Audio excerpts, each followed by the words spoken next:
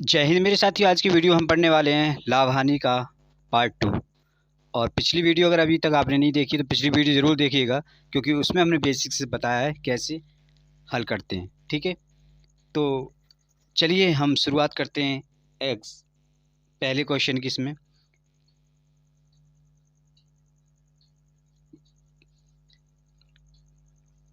सवाल क्या कह रहा है उस पर ध्यान दीजिए। एक वस्तु को 1060 में बेचने पर दुकानदार को 20% अधिक लाभ होता है, जो कि उसी वस्तु को 950 में बेचने पर हुई हानि से अधिक है। कल हम बताए गए थे, कल की वीडियो अगर आपने देखी होगी, पार्ट 1 अगर आपने देखा है, तो उसमें हमने बताया था हानि जो निकालते हैं, पहले यहाँ पर हम सीपी लेते हैं और एक तरफ हम लाभ रखते हैं, यानी कि 1060 इतनी बेचा तो लाभ हुआ। एक तरफ हम हानि रखते हैं, हानि में 950 बेचने पर हानि हुई।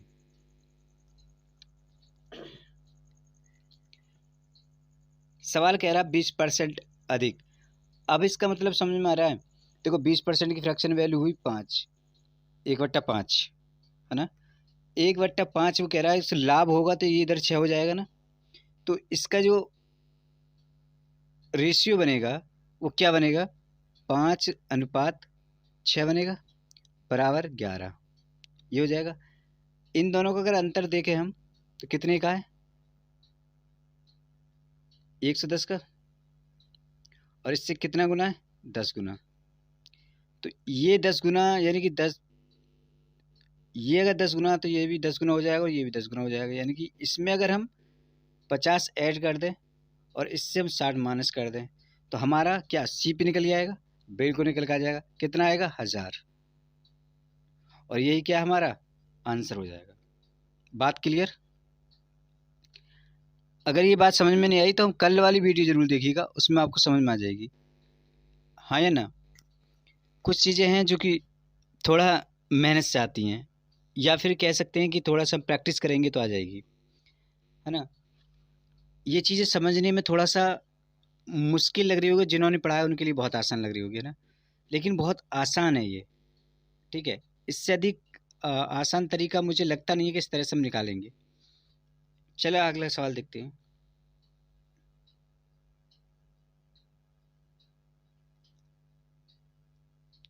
सवाल पढ़िएगा। एक वस्तु को 817 में बेचने पर दुकानदार को 16 सही 2/3% अधिक लाभ होता है, जो कि उसी वस्तु को 740 में बेचने पर हुई हानि से अधिक है। जो लास्ट सवाल किया था हमने, केवल उसी आधार पर सवाल है ये। अभी हमने पीछे की सवाल किया था। क्या करेंगे हम, सीपी यहाँ लिख लेंगे। लाभ हम एक तरफ लिख लेते हैं, कितने के बेचने पर लाभ हुआ था उसे, 870 पर। हानि कितनी पे हुई है उसे, 740 पे बेचने पे। अरे हाँ या ना, सवाल सीधा सीधा कह रहा है। अब अनुपात अगर हम ढूंढें तो किससे निकलेगा लेगा हमें, वही 16 सही 2/3 की फ्रैक्शन क्या होंगे, 1/6 हो जाएगा। तो 1/6 और 1/7 यानी 6:7 हो जाएगा, बराबर 13 हो जाएगा। ओके, इन दोनों का अगर अंतर हम देखें, इन दोनों का अगर हम अंतर देखें 130 का हो जाएगा। इससे कितना, 10 गुना। तो ये इसमें अगर हम 60 ऐड कर दें और या फिर इसमें से 70 माइनस कर दें तो हमारा जो है आंसर आ जाएगा 800, और यही हमारा आंसर हो जाएगा।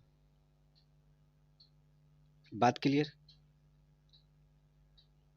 ओके, बहुत आसान ट्रिक है और इससे आसान ट्रिक आपको मिलेगी नहीं।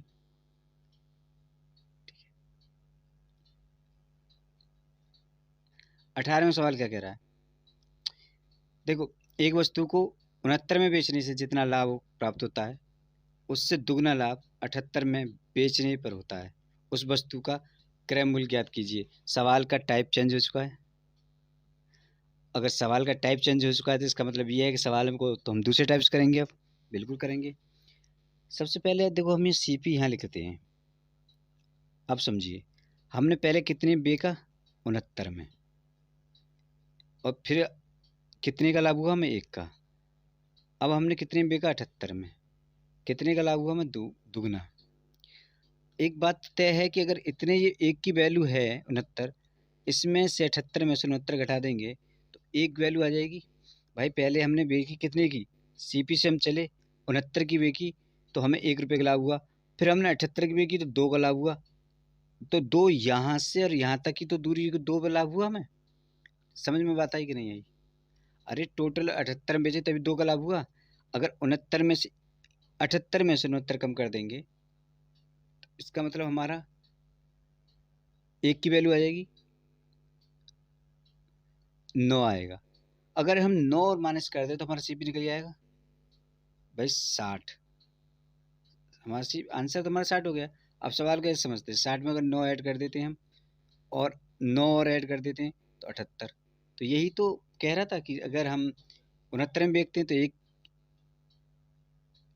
एक प्राप्त होता है, और अगर हम तो दुगना लाभ हो जाता है 78 में बेचने पे।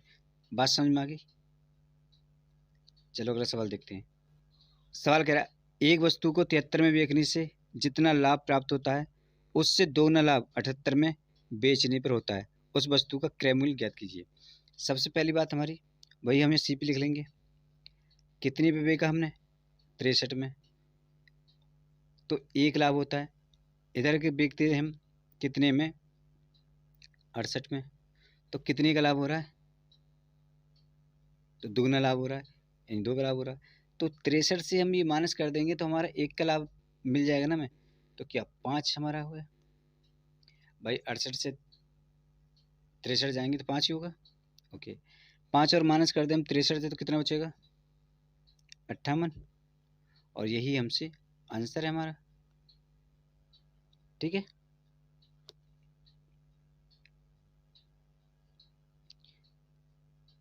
बीसवां सवाल कह रहा है एक व्यक्ति 5 में 6 के भाव से पेंसिलें खरीदता है तथा 6 में 5 के भाव से बेचता है। उसका लाभ प्रतिशत ज्ञात कीजिए। दो तरीके से सवाल किया जा सकता है। एक वो तरीका कि आप यहाँ 5 लिख दीजिए, आगे 6 लिख दीजिए, यहाँ 6 लिख दीजिए, 5 लिख दीजिए, क्रॉस मल्टीप्लाई करिएगा तो 25 आ जाएगा और 36 आ जाएगा। कितने बढ़ गए? 11। कितने? 25 पर 25 चौक 11, यानी 44% क्या हो जाएगा? आंसर हो जाएगा। लेकिन हम इस तरीके से नहीं करेंगे सवाल को, हम करेंगे दूसरे तरीके से। क्यों करेंगे कि आने वाले जो सवाल है ना वो भी इसी तरीके से हल हो जाएंगे, लेकिन वो इस तरीके से हल नहीं होंगे, और जो दूसरा तरीका उससे वो हल हो जाएंगे। तो हम शुरू से ही हम दूसरा तरीका लेके चलते हैं। ठीक है, चलो तो शुरू करते हैं। हम क्या करेंगे, कोई वस्तु 5 में 6 के भाव से मिली। इस सवाल को हम करते हैं। सबसे पहले हम सीपी लिखेंगे। सीपी कितना हमारा? 5/6 कर देंगे, और एसपी जो हमारा कितना? 6/5 हो जाएगा। क्यों हुआ? देखो कोई चीज़ हम 5 रुपये में उसे 6 खरीदी है ना, और 6 में उसने 5 बेच दी। कहने का मतलब ये है 5 में 6 खरीदी और 6 में उसने 5 बेच दी, तो उसे फ़ायदा हुआ। अच्छा, तो हम एक ऐसी वैल्यू मान लेते हैं यहाँ पर जो दोनों को इक्वल कर दे।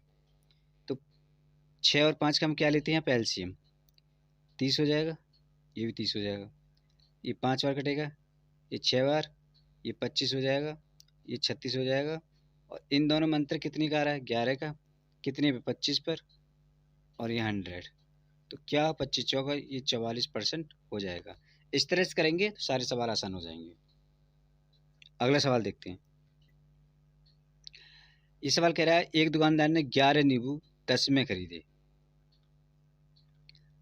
पलट मर जाना, इसको हम इस तरह से नहीं कर सकते अब सवाल को कि हमने 10 लिख दिए और यहाँ 11 फिर 10 लिख दिए, है ना, तो ये सवाल गलत हो जाएगा। इसको हम करने का तरीका अपने तरीके से देखेंगे। क्या कह रहा है सवाल? दुकानदार 11 नींबू ना 10 में खरीदता है।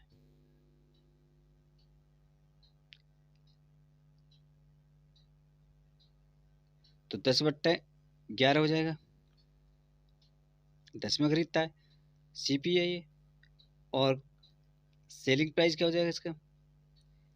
11/10। तो अगर हम दोनों की बात करें 110 हो जाएगा एलसीएम, तो 11 10 गुना हो जाएगा, तो ये हो जाएगा 100 और ये हो जाएगा 121। कितना ज़्यादा? 21 ज़्यादा, 21% ही हो जाएगा ये भाई, 21% ही हो जाएगा, क्योंकि 100 नीचे लिखेंगे और 100 अगर यहाँ मल्टीप्लाई करेंगे तो 100 100 कट जाएगा ना।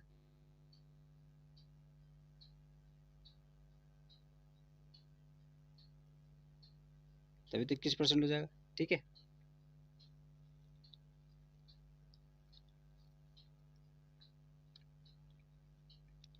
चलिए आगे देखते हैं।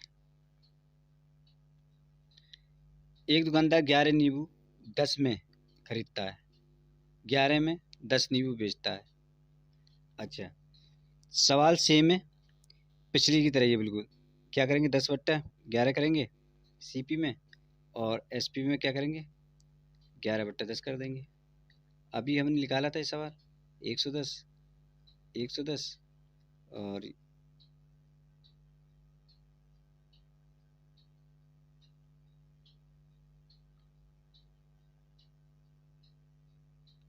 ये 11 हो जाएगा, ये 10 हो जाएगा, ये 100 हो जाएंगे, यहाँ 121 हो जाएंगे, यहाँ कितने की? 21 की। लेकिन सवाल कह रहा है सर 21 का मुनाफा नहीं हुआ है। किसका मुनाफा हुआ है? 21 का। लेकिन सवाल कह रहा है 21 का नहीं, 63 का हुआ है। तो इसने कितने गुना? भाई 21 दिया, 3 गुना। अब पूछ क्या रहा है हमसे? कुल कितने नींबू बेचे? भाई 110 नींबू का हमसे निकाला है, तो ये 3 गुने, तो ये 3 गुने हो जाएंगे, यानी 330 नींबू उसने टोटल बेचे। ठीक है, आगे सवाल करते हैं। एक व्यक्ति ने 34 में 8 की दर से संतरे खरीदे और उन्हें 57 में 12 की दर से बेच दिए। 45 का लाभ देने के लिए कुल कितने संतरे बेचे? देखो, पहले हम क्या काम है हमारा, 34/8 करेंगे और फिर 57/12 करेंगे।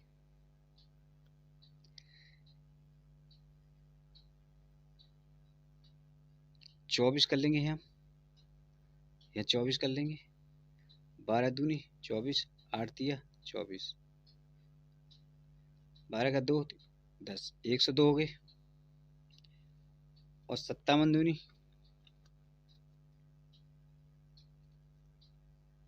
114। कितने कितने का लाभ हुआ हमें? 12 का। लेकिन सवाल कह रहा है सर 12 का नहीं, 45 का लाभ हुआ है। तो 45 का लाभ हुआ है, कितने गुना?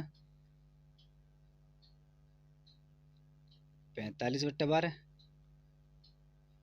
भाई 45/12 हो गए, इतने गुना लाभ हुआ है। तो कह रहा है कितने संतरे बेचे उसने? 24 यहाँ लिखेंगे गुणा 45/12, और 12 से ये 2 बार कट जाएगा, यानी 90। 90 टोटल बेचे। कितने संतरे बेचे? 90। बात समझ में आई?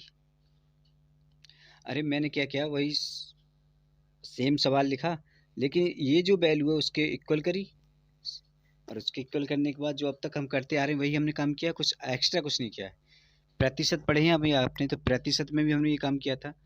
और अगर आपने ये प्रॉफिट लॉस की पिछली वीडियो पढ़ी है, उसमें भी हमने यही काम किया है। और ये अगर पढ़ रहे हैं आप, तो इसमें भी हम वही काम कर रहे हैं, एक्स्ट्रा कुछ नहीं कर रहे हैं। बात समझ में आ रही है? 24वें सवाल देखते हैं, उसके बाद समझाते हैं। देखो सवाल समझिए। कुछ टॉफियाँ 10 में 11 के भाव से खरीदता है, 10 में 11, ठीक है। और 10 में 9 के भाव से खरीदी उसने, 9 में 10 के भाव से खरीदी। एक जगह से उसने 10 में 11 खरीदी और एक जगह से 10 में 9 खरीदी, तो ये भी CPI और ये भी CPI है ना। अब सेलिंग प्राइस क्या थी? उसने 1 रुपये के हिसाब से उसने बेच दी, प्रति टॉफी के हिसाब से बेची है। अब हम क्या करेंगे, एलसीएम ले सकते हैं। तो 99 एलसीएम हो जाएगा, ये भी 99 एलसीएम हो जाएगा। यहाँ पर कितना आएगा? तो आप कहेंगे सर 99 ले लीजिए, नहीं, क्योंकि देखो ये दोनों CP हैं, ये सेलिंग प्राइस है, तो दोनों को ऐड कर देंगे, 198 हो जाएगा। बात समझ में आई? ओके। ये कितने गुना हुआ? 11 गुना। और ये कितने गुना हुआ? 9। तो पहली जो टॉपिक खरीदी उसने कितनी खरीदी? 90 एक जगह से, और दूसरी 110, तो टोटल कितनी होगी? 200। 200 ट्रॉफी खरीदी उसने और टोटल 198 में बेच दी, तो 2 रुपया घाटा हुआ। 2 को घाटा हुआ कितने पर? 200 पर। तो परसेंटेज निकालने में क्या दिक्कत है? एक 1% आंसर हो गया। 1% की उसे हानि हुई। कितने की हानि हुई? 1% की। आगे चलते हैं। 25वां सवाल कह रहा है एक दुकानदार ने 1 रुपये में 2 की दर से, देखो सीपी क्या है? 1/2। दूसरा सीपी क्या है? उसने 2 में 1 की दर से 2/1। ये भी तो सीपी है हमारा। और उनको 3 में 3 के प्रति के हिसाब से बेच दिया। चलिए मान लिया हमने 3 के हिसाब से बेच दी उसने, तो सेलिंग प्राइस क्या किया उसने? 3/3 के हिसाब से बेच दिया उसने। अब क्या करेंगे हम यहाँ पे? 6 6 और यहाँ क्या करेंगे? 12। अब 2 तिया तो यहाँ 3 हो गया, 6 दूनी 12, यानी टोटल कितने हो गए? ये 15। और ये कितना हो गया? 3 चौक 4 तिया 12। 12 में बेची, मतलब 3 की हानि। 3 की हानि किस पे? 15 पे।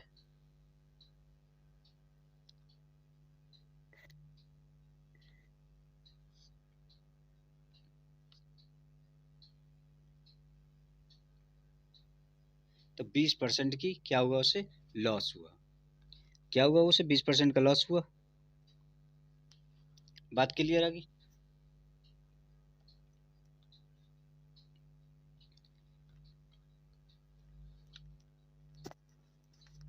एक दुकानदार 11 नींबू 10 में खरीदता है, तो 10/11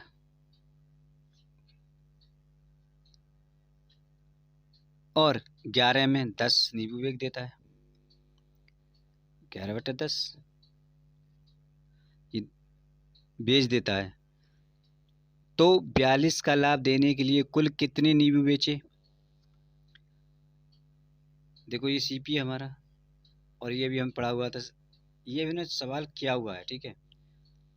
तो ये हमारा 110 हो जाएगा, ये भी 110 हो जाएगा, 11 ये 10 हो जाएंगे, यहाँ 11 हो जाएगा, यहाँ 100 हो जाएंगे, और यहाँ 121 हो जाएंगे।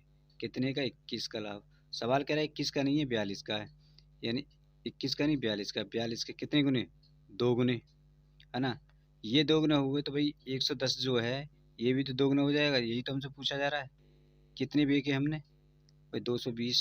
जो भी ये चीज़ है वो 220 हमने बेची। कितने नींबू बेचे हमने? 220। बात क्लियर? सवाल देखिए, एक एक दुकानदार 40 रुपये में 3 की दर से कुछ आर्टिकल खरीदता है। 40 में 3 की दर से खरीदता है, चलो खरीद लेता है। और 60 में 5 की दर से, 60 में 5, ओके।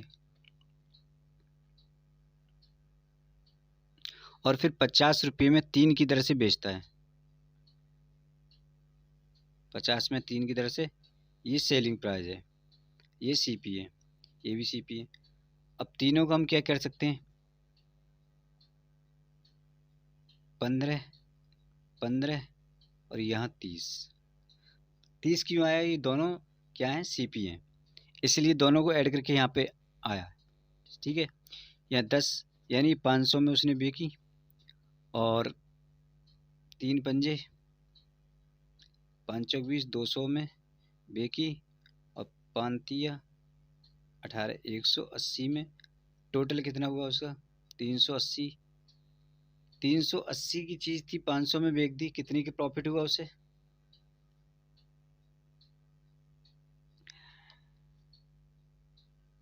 120 रुपये का प्रॉफिट हुआ। अब वो क्या कह रहा है? सवाल कह रहा है भाई 120 रुपये का नहीं, कितने का प्रॉफिट हुआ? 24/12 का प्रॉफिट हुआ, है ना। कितने का हुआ? 24/12 का प्रॉफिट हुआ। तो 24/12 को हम लिखेंगे, तो कह रहा सवाल 24/12 का प्रॉफिट हुआ, कितने गुने? 120 गुने।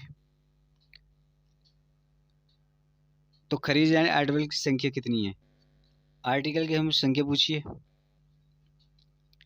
15 में गुणा कर देंगे हम, 24 12 की और 120, 15 अट्ठे, ओ सॉरी सॉरी सॉरी, ये क्या ना, इसमें आर्टिकल 30 थे ना टोटल हमारे, हमने गलती कर दी है ना। आर्टिकल हमारे टोटल 30 थे ना, 30 वस्तुएं तो हमने बेची हैं 500 की, हम यहाँ 15 लेके चल रहे हैं, सॉरी हमसे गलती हो गई है ना। तो यहाँ पर 30 लेके चलेंगे, ये 30 चौक 120 हो जाएंगे, ठीक है, 4 से। तो 6 4 छिंग 24, 0 और 4 तिया 12, मतलब 603 थे क्या? कितनी संख्या थी? 603 आर्टिकल हमने बेचे थे,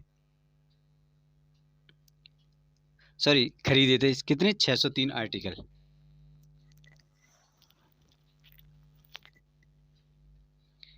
सो नेक्स्ट जो सवाल है, इस सवाल को देखिए, और इसको ना हम आपको होमवर्क देते हैं,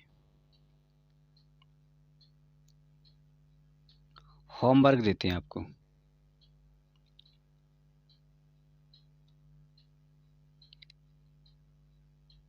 होमवर्क करिए, सवाल वही है, कुछ नहीं है, बस अनुपात दिया हुआ है एक्स्ट्रा, और कुछ नहीं किया है, ठीक है, बाकी सेम ही है। आप निकालिए और कमेंट बॉक्स में हमें ज़रूर बताइएगा, नहीं तो फिर हमसे जवाब अगले वीडियो में ले लीजिएगा, ठीक है। सो वीडियो करते हैं इब्राहिम, अगर आपको वीडियो पसंद आई तो लाइक शेयर और कमेंट ज़रूर करें।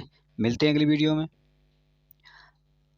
आपके लाइक नहीं हो रहे हैं यार, और सब्सक्राइब भी नहीं बढ़ रहे हैं, तो बढ़ाइए यार। अगर आपको लग रहा है कि थोड़ा सा स्लो पढ़ाना है, या फिर और अंडरस्टैंडिंग थोड़ी सी बेटर करानी है, या फिर और भी तरीके, आप जो भी लग रहा है वो हमें बताइए कमेंट में यार, तभी तो हम इम्प्रूव करेंगे किसी चीज़ के लिए, ठीक है।